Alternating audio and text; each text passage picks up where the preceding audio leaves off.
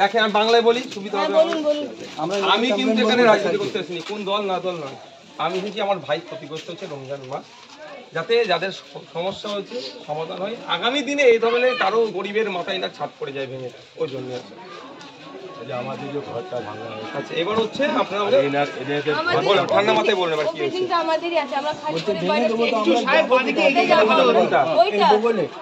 এর বগলে যে ওটা যে দাঁড়িয়ে আছে তো আমরা যাব কোথায় বলি না, ওই বিল্ডিং এ আপনার আছে, আমার আছে ঘর।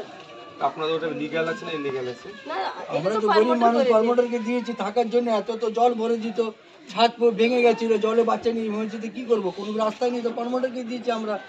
তো প্রমোটারের নামে তাহলে এবার কেস করতে হবে। সেটা তো আমি গরিব মানুষের গরিবের সুযোগ নিয়ে আমি সত্যি রকমের কথা বলে নিয়েছিল, আমার 36 রকমের কথা বলেছিল, মজবুত বানিয়ে দেবো, আপনার এই কাগজ বার করে দেবো, সে করে তো আমি তো পড়ালেখা জানি না, আমি তো দিয়ে দিয়েছি। আমার বাবা নিয়ে আমি সম্পত্তি ছোট ভাই নিয়ে দিয়ে দিয়েছি। মা আমার চোখে দেখতে পায় না, হার্ট পেশেন্ট, ওকে নিয়ে অন্যর বাড়িতে রেখেছি। আর বলছে আমার বাড়ি ভেঙে দেবো, তো আমি থাকবো কোথায়? প্রথমে এখন যে সমস্যাটা হয়েছে, আপনি তো একটা জায়গায় আছেন, তখন এখন কোথায় বাড়িতে রয়েছি, জামাইয়ের বাড়িতে পড়ে কতদিন পরে থাকবো? রমজান রোজা রেখে ঘুরছে, আমি নেই। আপনি বলুন ঘর পড়ে দিন, তবে আমরা যাবো। একটা যে বিল্ডিংটা পড়েছে পুরো আমার ঘরটা ভাঙা, ঠিক আছে, আমিও থাকতে পারি, আমার বউকে নিয়ে শ্বশুর বাড়িতে এখানে যারাদের ঘরটর ভেঙেছে, ঘরটা ভেঙে কারো পরে ঘরে পড়েছে, তাদের জন্য তাদের রেস্কিউ সেন্টারে বা কোনো জায়গায় তাদের রাখারও কোনো ব্যবস্থা হয় সরকার থেকে? তো আমরা তো কি জানি না, খালি বলছে আপনার ভেঙে দেবো, ভেঙে দেবো, কোনো আমাদের হয়নি, আমরা শুনলাম। ঠিক আছে, দিদিকে কী বলেছিল এবারে আপনারা কী করবেন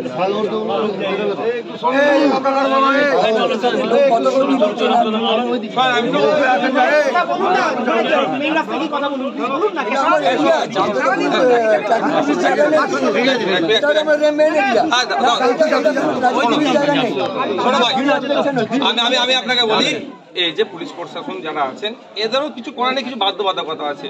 আমরা অনেক সময় রাগ দেখাই, কিন্তু এটা সে শাকের করা দুবাই পক্ষে। ঠিক আছে, আমি শুনবো শোনো কি বলছি। এখন আমাদের যে দুর্ঘটনা ঘটেছে তার থেকে আমাদেরকে বেরিয়ে আসতে হবে। প্রথম কাজ আমাদের হবে, যে দুর্ঘটনা ঘটেছে তার থেকে বেরিয়ে আসতে হবে। যারা মারা গিয়েছে তাদের আত্মার শান্তি কামনা যেমন করবো, যারা অসুস্থ আছে সুস্থতা, এবং যারা ক্ষতিগ্রস্ত হচ্ছে এটা থেকে তারা কিভাবে রিলিফ পায়, এইটা আমাদের দেখার বিষয়। এটা এখানে রাজনীতির কিচ্ছু দরকার নেই, আমাদের এই জায়গাটা আমাদেরকে থাকতে হবে।